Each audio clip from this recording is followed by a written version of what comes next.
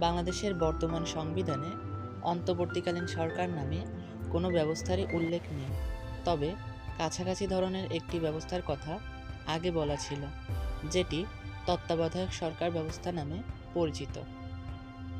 সুষ্ঠু ও নিরপেক্ষ জাতীয় নির্বাচন অনুষ্ঠান ও ক্ষমতা হস্তান্তরের লক্ষ্যে ১৯৯৬ সালে বাংলাদেশের সংবিধানে তত্ত্বাবধায়ক সরকার ব্যবস্থা অন্তর্ভুক্ত করা হয়। পরবর্তীতে এই পদ্ধতি অনুসরণ করে ৩টি জাতীয় নির্বাচন অনুষ্ঠিত হয়,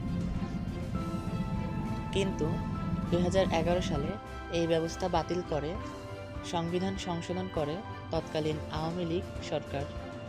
বর্তমান সংবিধান অনুযায়ী নির্ধারিত মেয়াদ শেষ হওয়ার পর ক্ষমতায় থাকা সরকারের অধীনেই জাতীয় নির্বাচন অনুষ্ঠিত হবে। এরপর ওই সরকারই বিজয়ী রাজনৈতিক দল বা জোটের কাছে ক্ষমতা হস্তান্তর করবে।